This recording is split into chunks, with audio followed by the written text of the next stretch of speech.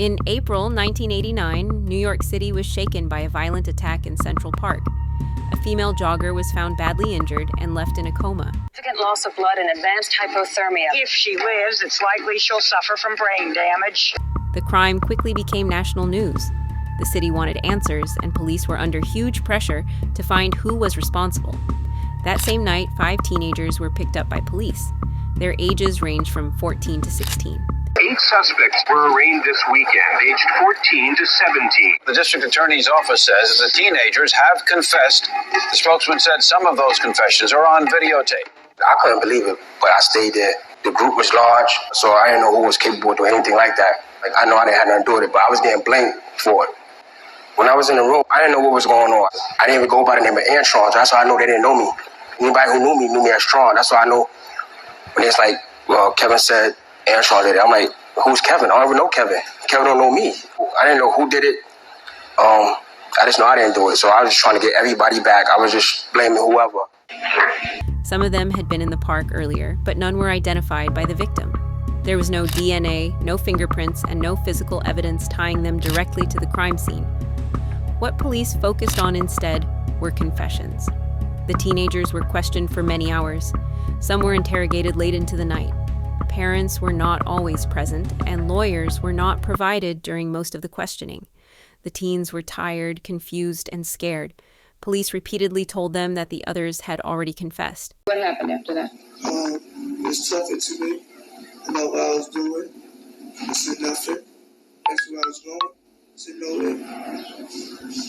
So I looked over towards my right hand shoulder. There was a bunch of guys going to a Central Park. So how many guys did you see? There was a little bit 30. Is that a guess, or did you count them? I guess. Did you recognize any of the people in that group? Yes. Who did you recognize? I recognized Steve. When you say Steve, is that Steve Lopez? Yes. Do you know Steve Lopez? Yes. How long have you known him? Quite a while. Would that be a couple years? Yeah. And did you go to school with him? No. You know him from the neighborhood? Yes. Who else did you recognize? Fedari. Who's that? Fedari.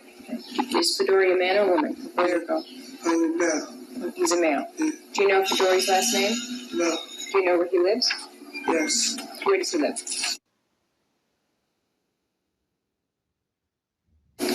All right, and who else did you recognize? Who else? My friend Yusuf. Eventually, each teenager gave a statement admitting to some involvement.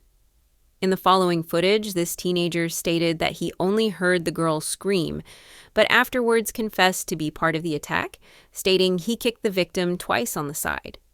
You saw those 3 people jump a lady jogger. I didn't see it, but I heard a lady scream on her way down. If we give you the opportunity to make a statement now, will you tell us the truth about what happened? The whole truth but the truth. Why don't you tell me now what was wrong in what you said earlier and what you wish to correct? At the beginning, when he jumped the ball, I was in it too. When he stomped on, jumped on, kicked him, I kicked too. And did you stomp too? No, I just kicked. I just kicked. And you kicked when the others also kicked? Huh? The others were kicking and you were doing it as well? Yes. How many times did you kick him? I kicked him inside twice. Okay. Did you do anything else with respect to that guy? No. I just put him, I didn't want to leave him in the street hurt. Even though I know he was hurt. Me and my friend that just knew that same day, we grabbed him by his sleeve and carried him off to the grass. Do you know the name of that person? No. Was there anything else that you told us that wasn't true? I was by the reservoir, and the damage that happened there, I didn't do the damage, but I did a little something there. What you're talking about now. These statements were recorded on video. At first glance, they seemed convincing. But when looked at closely, the confessions did not match each other. Each teen described different locations, different actions, different timelines. Some details were incorrect and others appeared only after investigators suggested them. There was no single clear story that connected all 5 confessions. Despite this, the confessions became the center of the case. At trial, prosecutors relied heavily on these statements.